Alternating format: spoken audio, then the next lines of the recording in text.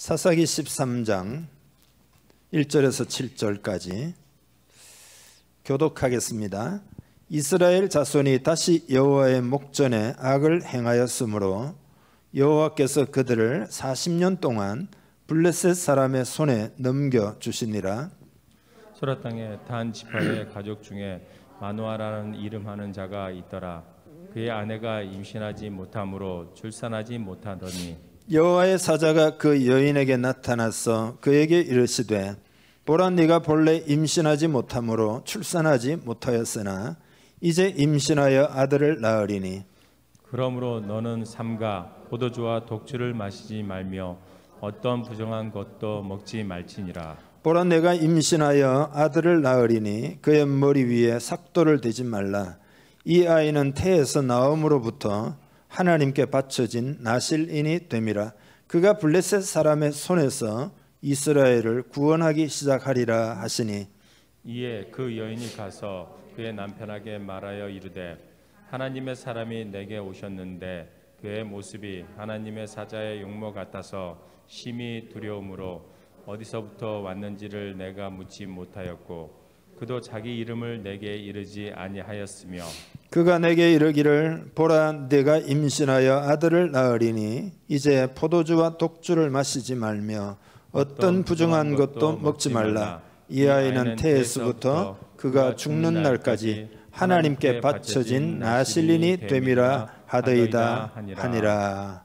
아멘.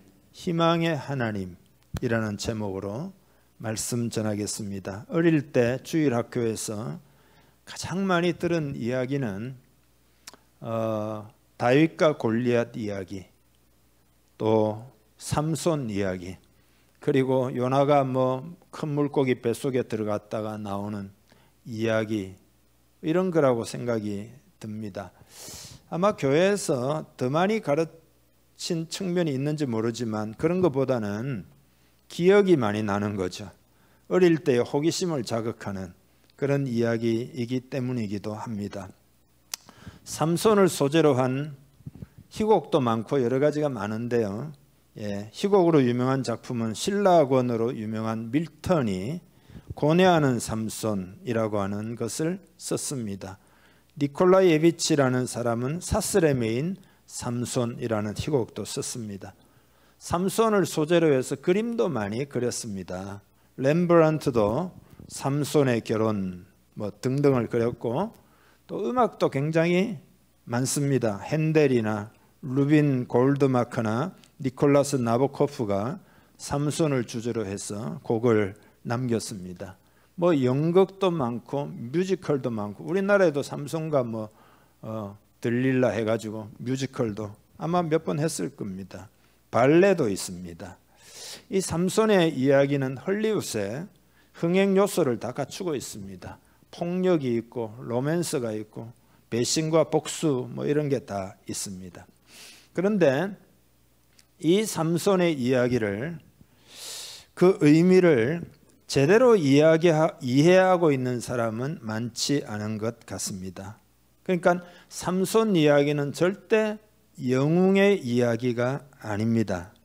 로빈 훗이나 무슨 우리나라의 홍길동전이나 임꺽정이나 그런 영웅의 이야기가 절대 아닙니다. 그리고 도덕적인 이야기도 아닙니다. 이방 결혼을 해서는 안 된다든지. 이 삼손의 이야기는 겉으로 보면 세속 이야기처럼 보이나 아주 영적인 이야기입니다. 이 삼손의 이야기를 위해서 사사기가 21장으로 되어 있는데 그 많은 사사들 중에서 삼손 이야기는 넉 장을 할애하고 있습니다. 그만큼 의미가 깊은 인물입니다. 그러니까 삼손의 사건을 통하여 하나님께서 우리에게 하시고 싶은 이야기, 보여줄 메시지가 많으시다는 뜻입니다. 그래서 오늘도 삼손 이야기가 메시지의 내용이지만 다음 주에도 한 주간 더 삼손 이야기로 메시지를 전하겠습니다. 그리고 미리 말씀드릴 것은 삼손의 이야기는 정말 암울한 시대의 모습을 그대로 그려내고 있지만 그러나 그 안에서 그 어둠 속에서 희망을 발견할 수 있다는 겁니다. 희망. 역설적이죠. 삼손의 이야기는 희망의 하나님에 관한 이야기라고 하는 것을 여러분이 마음에 염두에 두시고 오늘 이 메시지를 듣기를 바랍니다. 오늘 이 본문의 시기는 사사기 시대가 한 300년 정도 되는데 그 말기에 해당이 됩니다. 삼손이 등장하는 배경을 좀 이해할 필요가 있는데요. 삼손 앞 시대에는 3명의 사사가 나옵니다. 입산과 엘론과 압돈인데 이 세 사람이 25년 동안 이스라엘을 통치합니다. 그런데 이들은 주로 결혼 동맹을 통해서 막 이방과 함께 결혼하고 그렇게 결혼 동맹을 통해서 나라의 안정을 추구하고 권력의 기반을 구축하고 나름 통치를 하지만 문제는 하나님의 뜻과는 거리가 먼 그런 통치를 하게 됩니다. 그러고는 그 세 사람 중에서 마지막이 압돈이잖아요.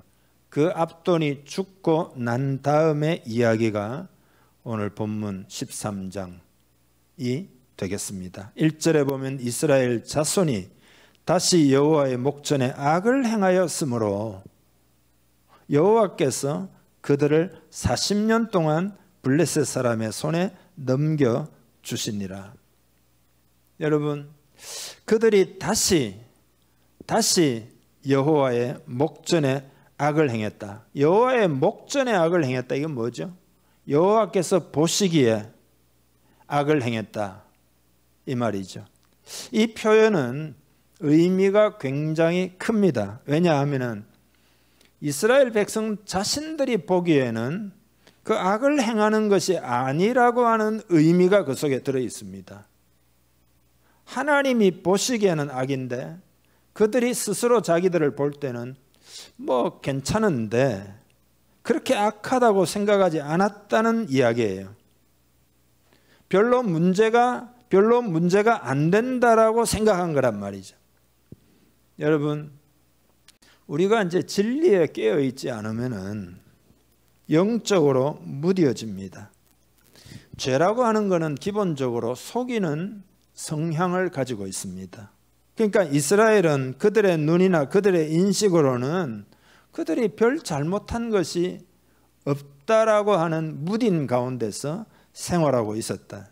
그러나 여호와의 목전에서 악을 행했다는 겁니다. 다시 말해서 그들은 진짜를 못 보고 있는 거다. 속고 있었다. 그런 이야기입니다.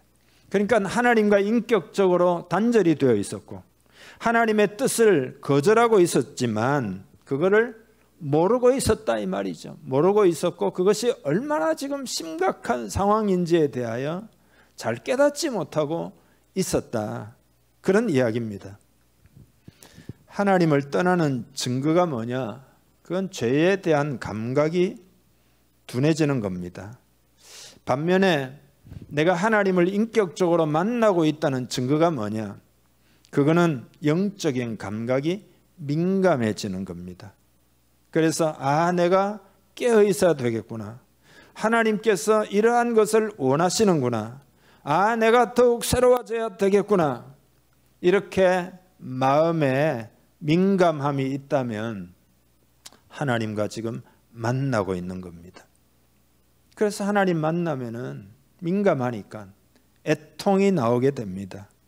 그리고는 마침내 하나님의 위로를 경험하면서 하나님을 인격적으로 더욱 많이 알게 되고 더욱 많이 알게 되고 더욱 사랑하게 되고 더욱 사랑하게 됩니다. 그러나 지금 이스라엘은 영적으로 아주 어두워져 있습니다. 보세요.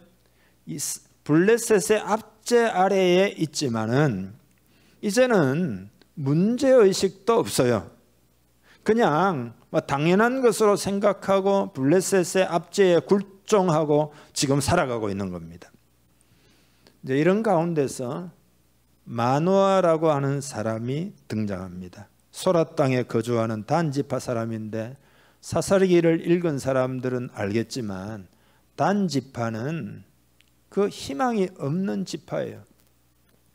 가나안 정복 전쟁할 때도 하나도 제대로 못하고 골짜기로 쫓겨가고 그 다음에 멀리 쫓겨가지고 새로운 정착지를 찾고 그래가지고 나중에는 있는 둥 없는 둥 사라지는 그런 지파예요.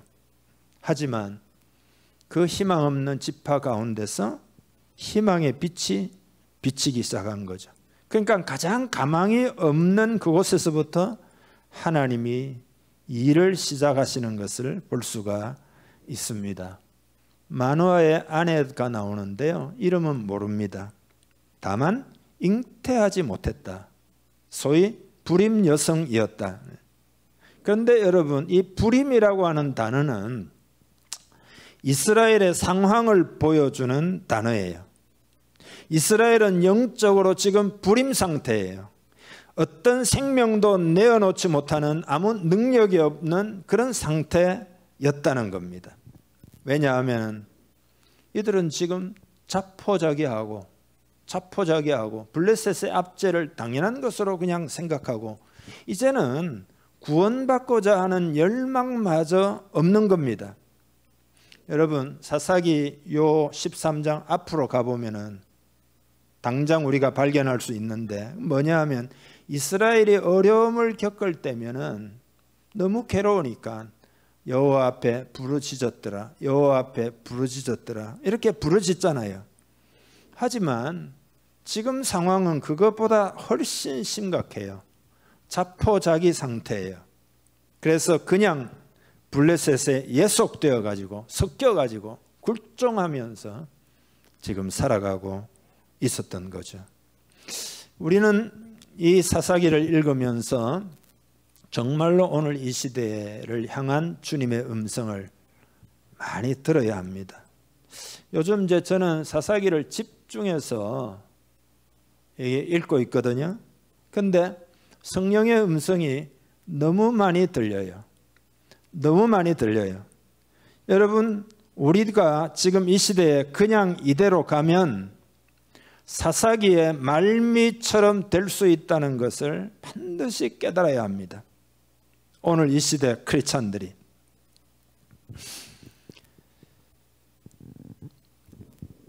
한 가지 감사한 것은 성경이라고 하는 것은 예언의 메시지잖아요.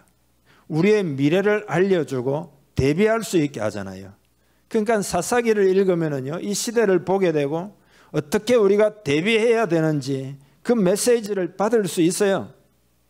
지지난주에도 악순환의 고리를 끊어야 된다 그랬잖아요. 오늘 메시지를 통해서도 하나님의 메시지, 하나님의 음성, 하나님의 마음을 우리가 받들어야 합니다. 그렇게 할 수 있기를 주님의 이름 축복합니다.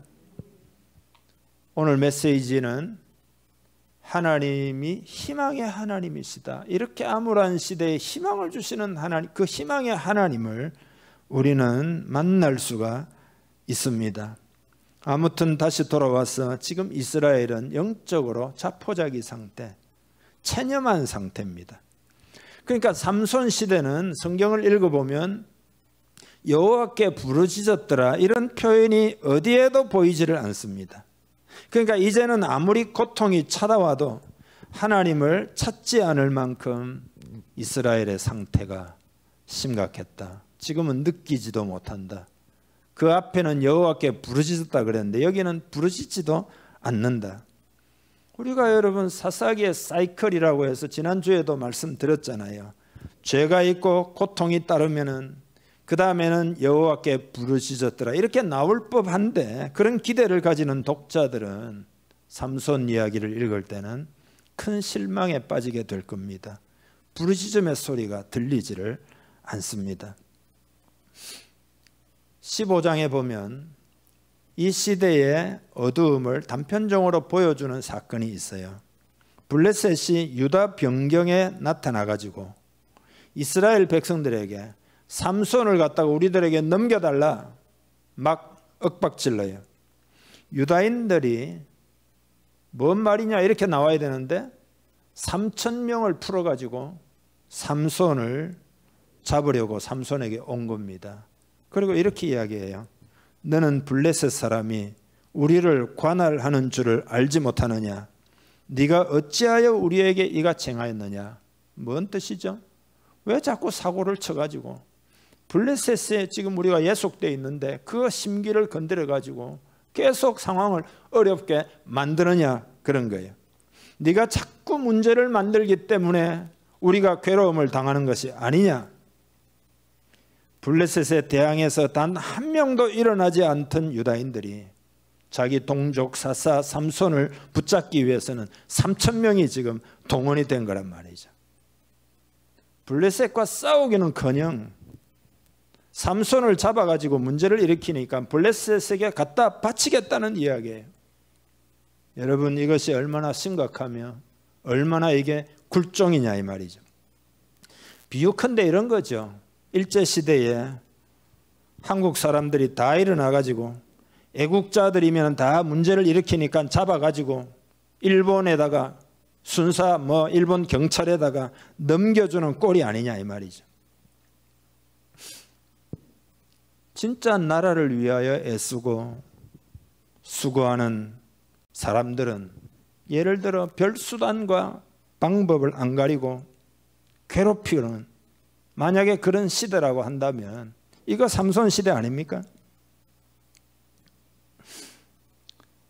하나님으로부터 구원을 아예 기대조차 하지 않고 있으니까 이게 정상이냐 이 말입니다. 그래서 이게 바로 불임 상태예요. 생명을 낳지 못하는, 생명의 역사가 없다 이 말이죠.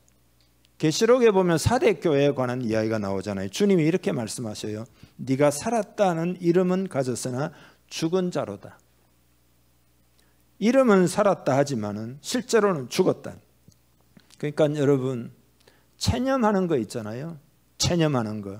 이게 가장 안 좋은 거예요. 이런 거죠. 할 수 없지 나는 그냥 이렇게 살 수, 내가 뭘 할 수 있으랴. 그런 거 말입니다. 예를 들어 여러분, 우리가 병에 들잖아요. 그러면은 병에 들면은 처음에는 어떻게 고칠까 막 하잖아요. 그러다가 계속해서 해결이 안 되고 오래되면 어떻게 되느냐? 포기하죠. 그래서 현실로 받아들이게 됩니다. 내 팔자지 나는 이렇게 연약하게 태어났지 어쩔 수가 없지 병이라고 하는 건 여러분 잘 아시지만은 고치려고 하는 의지가 있어야 됩니다. 그게 굉장히 중요해요. 이번 주일에 조영기 목사님이 돌아가셨습니다. 한국이 낳은 세계적인 전도자, 20세기에 가장 탁월한 전도자 두 사람이 있죠. 하나는 빌리 그레함이고 하나는 조영기 목사님입니다. 이분의 간증을 제가 돌아가셨으니까 한번 들어봤습니다. 제가 우리 단체 카톡에다가 올려놓을게요. 그 새롭게 하소서에서 한 거거든요. 좀 됐습니다. 십몇 년. 17살 때 6.25 사변이 끝났을 때입니다. 그러니까 완전히 나라가 폐허가 된 거죠. 그러니까 먹을 게 없잖아요. 그래서 밤에는 부두에 가서 노동을 하고 낮에는 학교 가서 공부하고 와가지고 또 그 다음 좀 남는 시간에는 길에 나가가지고 장사를 했다는 겁니다. 복숭아도 팔고 감도 팔고. 그러다 보니까 너무 무리가 되니까 몸이 견디지를 못한 거죠. 하루는 피를 많이 토합니다. 그래서 부모가 깜짝 놀래가지고 돈이 없으니까 결혼 반지 꺼내가지고 그거 팔아가지고 병원에 가서 검사를 하니까 폐병이었어요. 이 폐병은 요즘은 별게 아닌지 모르지만 옛날에는 그 죽는 병이잖아요. 그 의사가 그 부모도 있고 조용기도 있으니까 영어로 직원에게 많이 살아봐야 6개월밖에 못 사니까 그냥 돌려보내라. 근데 그거를 부모는 못 들었지만 조영기 목사님은 그걸 알아듣고는 선생님 저는 다 알아들었습니다. 중학교 때부터 영어 공부를 많이 해가지고 그때부터 고등학교 때 영어도 막 통역하고 그래요. 그래서 다 알아들었습니다. 그러니까 아이고 미안하다. 괜찮습니다. 진실을 말씀하신 것이니까요. 그래서 집에 와가지고 죽을 날을 기다리는데 부모님은 낮에 일 나가시고 아주 형편없는 학고방 같은 방에 혼자서 거기에 죽을 날만 기다리는 거예요. 그래서 너무 고통스러워가지고 누워있으면 그게 또 더 고통스러운가 봐요. 그래서 벽을 의지하고 기대가지고 버티는데 고통이 말로 닿을 수 없는 그런 지경이었답니다. 그래서 이제 그 집안이 불교 집안인데 이랬답니다. 너무 힘드니까 하나님이 계시면 날 좀 살려주십시오. 우리 종교도 나를 못 살리니까 하나님이 계시면 살려주시고 그러면 내가 일생을 바쳐서 하나님을 섬기겠습니다. 교회 가본 적도 없고 설교를 들은 적도 없는데 기도 아닌 기도를 그렇게 드리는 거죠. 그렇게 기도했는데 며칠이 지나가지고 한 소녀가 자매 한 분이 집에 문이 열려 있으니까 소녀가 아니고 처녀라고 봐요. 자기보다 위니까 문이 열려 있으니까 들어와 가지고 전도를 했습니다. 그러니까 우리 소년 해야 되나 청소년 우리 조용기가 우리는 불교 집안이니까 예수는 안 믿는다고 우리는 대대로 불교라고 그러니까 그 자매가 하는 이야기가 종교를 지금 이야기하는 것이 아니라 종교를 이야기하는 것이 아니라 예수님은 하나님의 아들로서 이 땅에 오신 것이다. 그 아들을 믿으라는 거다. 하나님의 아들, 종교를 말하는 게 아니다. 그러면서 성경을 좀 읽어보라 하면 성경을 한 권 주는데 곧 죽는다는 이야기를 들었거든요. 그래서 창세기부터 읽으면 계시록까지 가다 보면 중간에 죽을 것 같아가지고 그러지 말고 급하니까 마태복음부터 읽어라. 그래서 혼자 성경을 읽기 시작하는데 성경을 딱 마태복음 펼쳐서 읽자마자 감동이 오는 겁니다. 막 감동이 오는 겁니다. 당시에 이제 부산 공업고등학교를 다녔는데 공업고등학교니까 기계적으로 생각하고 과학적으로 생각하는 습관이 있었는데 성경 보니까 조금 가다 보니까 전부 기적 이야기거든요. 뭐 나병이 나았다, 뭐가 나았다, 뭐 전부 기적 이야기. 자기하고는 전혀 안 맞는 거죠. 그런데 정작 자기에게 필요한 것은 기적이었다 이거죠. 나는 지금 기계적인 것도 필요 없고 지금 과학도 필요 없고 지금 나에게 필요한 건 기적이 필요하다 이거. 기적이 필요하다. 그래서 불교 같은 사유의 종교는 나를 살릴 수 없으나 예수님은 보니까 지금 기적을 베푸시니까 아 내가 살 수 있겠구나 하는 믿음이 생기기 시작했다. 그래서 기도를 해요. 정말 이런 하나님이시라고 하면 나를 좀 살려주십시오라고 기도를 해요. 근데 기도를 하는데 참 이상해요. 마음에 엄청나게 평안이 찾아오는 겁니다. 마음이 평안이 오는 겁니다. 그래서 참 희한하다 이러는데 기쁨이 물밀듯이 몰려오는 거예요. 그래서 노래가 부르고 싶고 일어나서 뛰고 싶고 이래서 그러나 찬송은 모르니까 아 신라의 달밤이여 그거 불렀다는 겁니다. 그러니까 밤에 어머니가 우리 아들 미쳤다고 그러면서 하는 이야기가 이런 집에서 이런 어려운 원래는 부잣집인데요 망해가지고 아주 그냥 또 6.25 이후고 먹지도 못하고 공부도 잘 못하고 전생에 무슨 죄가 많았기에 네가 이 운명이냐. 그래서 네가 죽어서 다시 태어나면 꼭 부잣집에 태어나거라. 그렇게 어머니가 이야기하니까 조용기 청소년이 하는 이야기가 어머니 저 예수 믿고 삽니다. 저 예수 믿고 삽니다. 그랬다는 거예요. 그렇게 선포하고 난 다음부터 낫기 시작하는데 펄펄 끓던 열이 내리기 시작하고 밥맛이 생기기 시작하고 그리고 가장 중요한 것은 심령이 마음이 너무 기뻤다는 겁니다. 그래서 재미가 있어가지고 성경을 읽는데 마태, 마가, 누가, 요한, 사도행전까지 읽는데 읽을만 한데 그 다음에 로마서로 가니까 무슨 말인지 하나도 모르겠더랍니다. 뭔 소리인지 하나도 아예 모르겠던. 근데 여러분 놀라운 이야기는요, 하나도 모르는데 읽는데 너무 감동이 돼가지고 아무것도 몰라요. 근데 읽는데 감동이 돼가 5줄 이상을 못 읽었답니다. 막 눈물이 나고 막 감동이 물밀듯 온 거죠. 그러면서 말씀이 실제로 막 살아서 움직이고.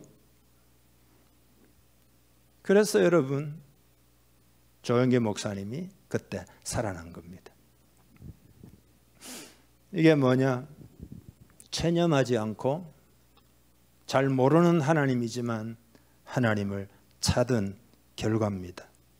여러분, 하나님은 생명의 하나님이십니다. 우리 한국교회도 이 시대에 사는 크리스찬으로서 우리는 절대 체념에 빠지면 안 됩니다. 시대의 흐름을 역류할 생각을 해야 되지, 싸울 생각을 해야 되지, 흐르는 대로 운명론적으로 체념하며 사는 거, 그 하나님 기뻐하지 않습니다. 성경의 히브리서 10장에도 뒤로 물러가면 내가 저를 기뻐하지 않는다고 기록하고 있잖아요. 그게 성경적인 게 아니에요. 이런 이야기를 요즘 많이 듣습니다. 아이고, 교회 어떻습니까? 뭐 그냥 은혜 가운데 지냅니다. 뭐 유지는 겨우 되고 있습니다. 이런 투로 슬쩍 이야기하면 요즘은 유지만 해도 잘하는 거예요. 지금은 뭘 할 수 있는 시대가 아닙니다.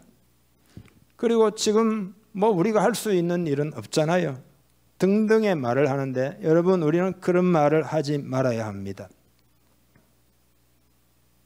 사사시대는 암울하지만 하나님이 기적으로 삼손을 마노아 가정을 통해서 이스라엘에 주신 거예요. 하나님이 주신 거예요. 하나님이. 이런 하나님이신 줄 믿으시기 바랍니다. 마노아의 아내에게 하나님이 부탁하셨어요. 포도주와 독주를 마시지 말라. 왜냐하면 네가 잉태하여 아들을 낳을 것이기 때문이다. 그리고 아들을 낳으면 삭도를 머리에 대지 말라. 왜냐하면 태어나자마자 그는 나실인으로 살아가야 하기 때문이다. 그렇게 말씀하셨어요. 여러분, 나실인 서원이라는 거 아시죠? 율법에 보면 구약에 중요한 시기에 근신하면서 자신을 하나님을 위하여 구별하는 그런 일정 기간 동안 그런 의미의 서원이 나실인의 서원입니다. 그런데 삼손은 그냥 평생 나실인으로 살게 하라는 겁니다. 이거 왜 그럴까요? 왜냐하면 참으로 어두운 시대, 참으로 어려운 시대이기 때문입니다. 결단하지 않으면, 평생을 나실인으로 딱 마음의 정체성을 가지고 살지 않으면 완전히 세상에 휩쓸리고 더더구나 하나님의 일은 절대 할 수가 없기 때문입니다. 그러니까 삼손을 보호하기 위하여, 삼손을 쓰시기 위하여 태어날 때부터 나실인으로 삼으라, 그렇게 이야기합니다. 그러면서 엄청난 말씀을 하셨어요. 그게 뭐냐? 5절에 나오는데 그가 블레셋 사람의 손에서 이스라엘을 구원하기 시작하리라. 지금 이스라엘 손에서 40년 동안 압제했다 그랬잖아요. 그 손에서 이스라엘을 구원한다라고 하는 것은 불가능해요. 불임 상황이에요. 그런데 이스라엘을 구원하기 시작하리라 이래요. 여러분, 우리는 이 시대에 나실인이라고 하는 사실을 반드시 깨달아야 합니다. 구별된 성도들입니다. 구약의 나실인, 오늘 우리 성도를 말해요. 성도. 그러니까 우리가 나실인이다, 이런 생각이 꼭 필요해요. 그런 정체성을 가지고 살아야 합니다.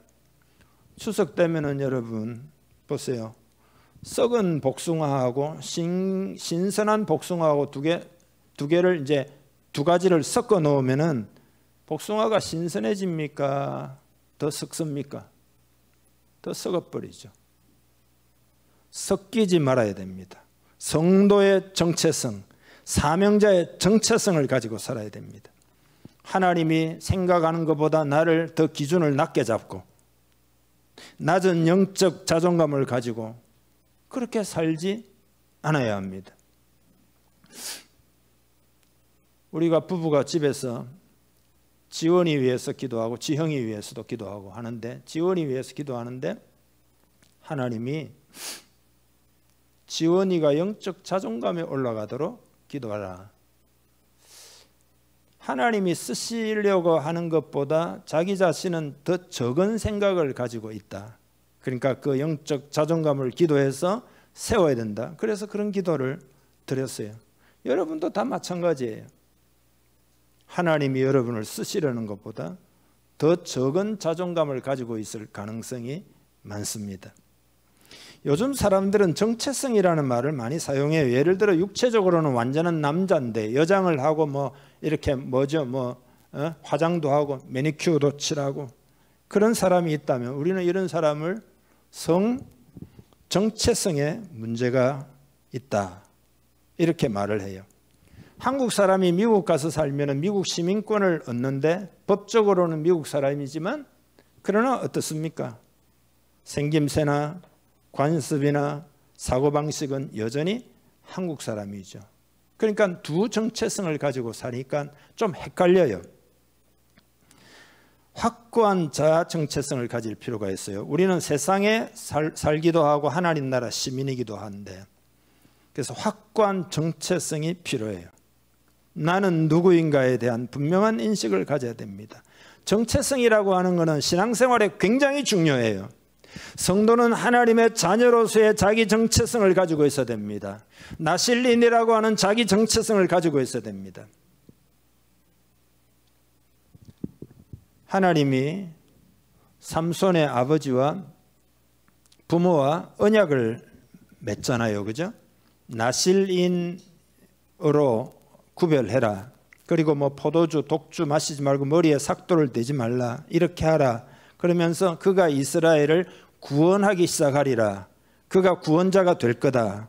하나님 편에서 약속하고 사람 편에서 약속하고 언약을 맺잖아요. 여러분, 인생이라고 하는 것은 우리들만의 이야기가 아니에요. 이것을 깨달아야 합니다. 하나님이 우리에게 주신 약속과 그 약속에 대한 반응으로 이루어진 이야기가 여러분의 인생 스토리입니다. 이것을 깨달아야 된다는 이야기입니다. 마노아는 지금 자기에게 나타난 분이 하나님이시라고 하는 걸 깨닫습니다. 실제로 약속한 대로 기일이 되어가지고 아들을 낳았습니다. 그래서 이름을 삼손이라고 합니다. 삼손이라는 말은 태양과 같이 빛난다. 영어로 하면 써니. 한국 느낌은 좀 여자 이름 같지만은 이게 삼손의 이름이에요. 아마 빛을 비추는 아이가 되기를 기대하면서 명명한 것이 아닐까, 확실히는 모르지만 그런 생각을 해봅니다. 그리고 오늘 본문 밑으로 쭉 내려가면 맨 마지막 부분에 가서 하나님이 삼손에게 복을 주시더니 하나님의 영이 그를 움직이기 시작했다. 이렇게 기록하고 있습니다. 이것이 이스라엘을 향한 하나님의 은혜입니다. 이것이 이스라엘을 향한 하나님의 은혜예요. 삼손을 주신 것, 이게 은혜예요. 그에게 하나님의 영으로 역사하고 있는 것, 이게 은혜예요. 근데 여러분, 문제는 뭐냐? 삼손은 끊임없이 엉터리 삶을 반복합니다. 우리가 이제 QTS도 읽어보고 또 다음 주일에도 말씀드리겠습니다만, 하나님의 기대와 계획을 생각하지 않고 천방지축 제멋대로 삼손이 살아갑니다. 그러니까 여러분, 뭘 이야기하는가 하면 삼손은 절대 영웅이 아니라는 이야기입니다. 그건 세상에서 하는 이야기고 헐리우드에서 하는 이야기든 사사기의 진짜 영웅이 누구냐? 그건 하나님이시다는 것을 지금 선포하고 있는 겁니다. 여러분, 이해하십니까? 우리는 삼손 이야기를 읽으면서 인간 배후에서 역사하시는 하나님을 보아야 됩니다. 그 하나님을 만나야 합니다. 사사기는 진짜 영웅은 바로 하나님이시다. 여호와 하나님이시다. 그렇게 선포하고 있는 겁니다. 삼손이 이스라엘의 마지막 사사니까 마지막 희망이 되기를 우리는 기대하겠지만 그런 기대는 무참히 짓밟힐 수밖에 없습니다. 우리가 읽어보면. 하지만 그런 엉터리 시대에도 하나님은 변하지 아니하시고 이스라엘의 구원을 위하여 일하고 계신 것을 우리는 볼 수 있습니다. 그런 의미에서 하나님이 우리의 희망이라고 하는 것을 여러분 깨달아야 합니다. 우리는 하나님이 내 삶의 희망이심을 정말로 깨달아야 됩니다. 우리는 희망의 하나님을 정말로 붙들어야 됩니다. 히브리서 11장 믿음장에 가면은요, 믿음의 전당에 오른 하나님의 사람들의 이름이 나오는데 삼손도 당당히 기록되어 있어요. 아브람, 모세, 여호수아, 무슨 사무엘, 다윗과 함께 어깨를 나란히 하고 있습니다. 그거는 그렇게 좌충우돌했던 삼손이지만 그 마지막에 말이죠, 자기의 목숨을 바쳐서 이스라엘의 해방을 위하여 자기를 던지지 않습니까? 근데 그렇게 하신 분이 누구냐? 그 배후에서 그렇게 은혜를 베푸신 분이 누구냐? 그게 하나님이시다 이 말이죠. 하나님. 그래서 하나님이 이렇게 말씀하셔요. 나의 은혜를 믿으라. 나의 은혜를 믿으라. 그리고 내가 너희를 쓰겠다. 삼손도 쓰셨으니까 오늘 너희를 쓰겠다. 이게 하나님의 음성이에요. 여러분, 만약에 내가 희망의 하나님을 내가 지금 찾고 있다면 이미 길이 열리고 있다는 의미예요. 이스라엘도 아주 어둡지만은 지금 길이 열리고 있다는 이야기입니다. 역대하 7장 14절을 우리 잘 아는 구절이지만 다시 한번 읽겠습니다. 내 이름으로 일컫는 내 백성이 그들의 악한 길에서 떠나 스스로 낮추고 기도하여 내 얼굴을 찾으면 내가 하늘에서 듣고 그들의 죄를 사하고 그들의 땅을 고칠지라. 여기 보면 내 얼굴을 찾으면, 하나님의 얼굴을 찾으면, 내가 찾고 있다면 길이 열리고 있다는 이야기예요. 우리 공동체가 하나님의 얼굴을 찾고 여러분이 기도할 때 하나님의 얼굴을 찾고 있다면 여러분의 삶에 여명이 지금 밝아 오고 있다는 그런 이야기입니다. 내 얼굴을 찾으면 내가 하늘에서 듣고 들으신다 이거예요. 그들의 죄를 사하고 그들의 땅을 고칠지라. 절망적인 상황에도 하나님은 부지런히 일하신다 이거죠. 그래서 예수님이 이런 말씀을 하셨어요. 내 아버지께서 일하시니 나도 일한다. 희망의 하나님을 내가 찾겠습니다. 여러분이 만약 오늘 이 메시지를 듣고 그렇게 결단한다면 오늘 여러분은 은혜를 받은 것이요, 여러분의 삶에 서광이 비춰오고 있다는 의미가 됩니다. 우리 공동체가 상황만 보지 말고 만약에 우리가 하나님의 얼굴을 구하고 만약에 우리가 희망의 하나님을 찾고 있다면, 기도의 불을 꺼지도록 하지 않고 우리가 하나님을 찾고 있다면 하나님의 손길이 점점 더 강하게 우리 가운데 임하고 있다는 증거예요. 하나님의 얼굴을 나타내시옵소서. 기도하는 여러분 되기를 바랍니다. 예배로 모일 때마다 하나님의 영광을 오늘 나타내시옵소서. 하나님의 구원을 오늘 나타내시옵소서. 그렇게 기도하며 우리는 찬송하고 경배해야 되고, 기도하고 찬송하고 경배하는 것이 오늘 이 시대에 얼마나 중요한지 모른단 말이죠. 그렇게 하나님을 찾을 때 하나님이 임재하시고 역사하시기 때문입니다. 오늘 이 시대는 여러분, 어떤 사람은 인재하고 어떤 사람은 인지하지 못하고 그냥 이렇게 사는 거지, 어쩔 수가 없지, 지금 바이러스잖아, 이러면서 살아가는 사람도 있겠지만, 그러나 하나님은 그런 정도의 선에서 살기를 원치 않습니다.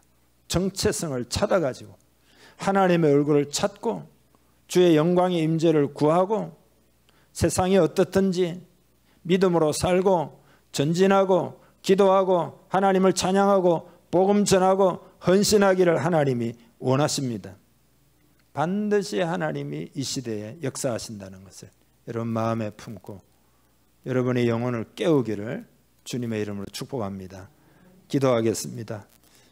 이 시간 여러분 기도할 때 우리 인생의 이야기는 나만의 이야기가 아니라고 말씀드렸죠. 하나님의 약속과 그 약속에 대해서 반응하는 그런 스토리가 내 인생 스토리라고 말씀드렸습니다. 여러분이 오늘 메시지에 대해서 어떻게 반응하시겠습니까? 어떻게 하나님께 말씀드리겠습니까? 이 시간 기도하면서 우리 하나님께 반응하고 응답하는 시간이 되기를 바랍니다. 다 같이 기도하겠습니다. 하나님 아버지 감사합니다. 오늘 메시지를 인하여 감사합니다. 하나님이 오늘 이 시간에도 역사하심을 감사합니다. 하나님이 이 시간에 말씀하심을 감사합니다. 하나님 아버지 감사합니다. 하나님이 나의 희망이심을 믿으며 감사합니다. 하나님 때문에 희망을 갖습니다. 하나님을 찾을 때 희망의 하나님께서 반드시 오셔서 역사하시는 줄 믿습니다. 오늘 사사기 말씀을 통하여 이것을 깨닫습니다. 그래서 우리 하나님께 우리의 마음을 더욱 올려드리며 더욱 하나님의 영광을 구하며 더욱 하나님이 나를 통하여 일하시고 우리 공동체를 통하여 일하시기를 기도하겠습니다. 하나님 아버지, 그래 이 결심 위에 축복하시고 성령의 기름을 부어 주시옵소서. 우리의 정체성을 다시 한번 깨닫습니다.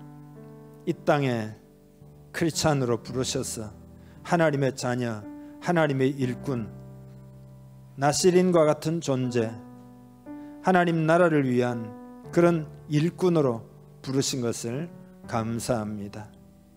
이 어두운 시대에도 일하셨던 하나님이시오니 우리가 하나님께 반응한다면 얼마나 하나님이 우리를 통하여 일하실지 하나님 이 시간 믿음을 회복하기를 원합니다. 큰 믿음 되기를 원합니다. 하나님이 일하신다는 것을 기억하고 우리 자신을 기쁘게 드릴 수 있기를 원합니다. 영적 자존감이 회복되도록 은혜를 베풀어 주시옵소서. 하나님 아버지, 우리 교회에 하나님이 희망 되시고 하나님을 찾으면 임재하셔서 희망이 아니라 이제는 실제가 되게 하시고 이제는 사실이 되게 하시고 이제는 역사가 되도록 그렇게 일하실 줄 믿습니다. 그 하나님을 찬양하고 높여드립니다. 하나님 아버지, 이 시간 다시 한번 구합니다. 각자의 마음을 새롭게 하시옵소서. 새롭게 하시옵소서. 모든 어둠은 떠나가도록 이 시간 역사하시고 하나님의 영을 충만히 부어 주시옵소서. 각 가정에 부어 주시옵소서. 우리의 일터에 부어 주시고 우리의 삶 가운데 부어 주시옵소서. 축복하며 예수님의 이름으로 기도하옵나이다. 아멘. 이제는 우리 주 예수 그리스도의 은혜와 하나님 아버지의 크신 사랑과 성령의 교제 교통하심이 주일 예배로 하나님께 영광을 돌리는 사랑하는 주님의 백성들 머리 위에 가정과 그 자녀들과 그리고 소원과 기도의 제목 위에 또 추석 명절 가운데 함께 하옵시기를 간절히 축원하옵나이다. 아멘.